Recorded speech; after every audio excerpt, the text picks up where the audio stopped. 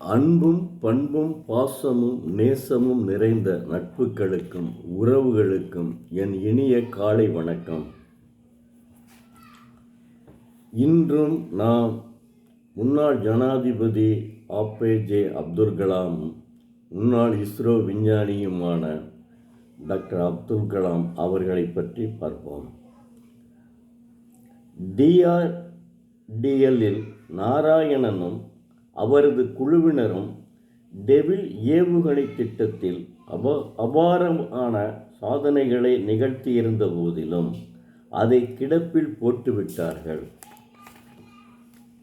பேராசிரியர் ராமண்ணா போக்ரான் அணு வெடிப்பு சோதனையை வழிநடத்தி சாதித்து காட்டியவர் அவர்.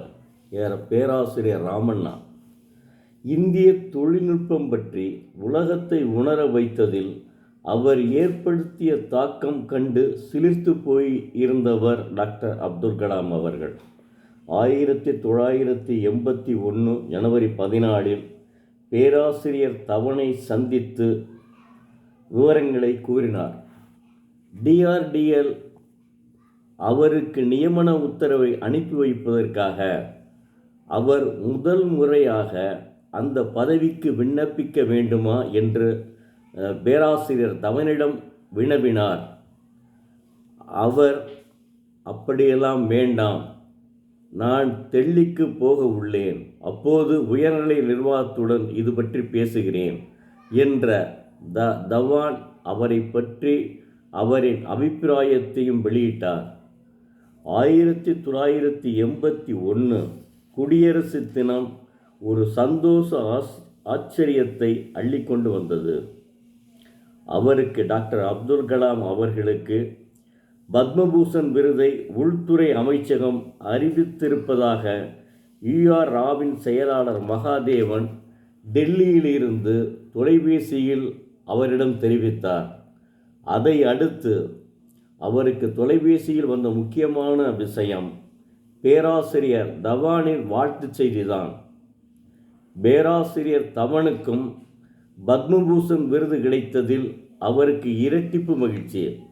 இருவருக்குமே பத்மபூஷன் விருது கிடைத்து விட்டது. இதயம் நிறைந்த வாழ்த்துக்களை அவருக்கு தெரிவித்து கொண்டார். பிறகு டாக்டர் பிரம்மபிரகாஷிடம் தொலைபேசி மூலம் நன்றி கூறினார். இந்த சம்பிரதாயம் எல்லாம் எதற்கு என்று அவரை கடிந்து கொண்ட டாக்டர் பிரம்மபிரகாஷ், என் மகனுக்கு இந்த விருது கிடைத்தது போல் நான் நினைக்கிறேன் என்றார். அவர் மீது அவர் கொண்டிருந்த பாசத்தில் நெகிழ்ந்து போனார். விக்ரம் சாராபாய் விண்வெளி மையத்தில் பலதரப்பட்ட எதிரொலிகளை அவரது பத்மபூஷன் விருது கிளப்பிவிட்டது. வாழ்க்கையில் சந்தோஷம், நிறைவு, வெற்றி எல்லாமே சரியான முடிவுகளை வெற்றிகரமான முடிவுகளை தேர்ந்தெடுப்பதை பொறுத்தே கிடைக்கின்றன.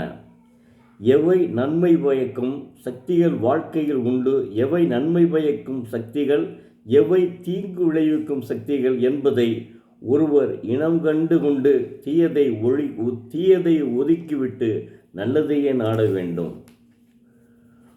அந்த மாதிரி டாக்டர் அப்துல் கலாம் அந்த அளவுக்கு கடின உழைத்ததனால் இந்தியாவை உலகறிய செய்தார். அதனால் அவருக்கு பத்மபூஷன் விருது கிடைத்தது.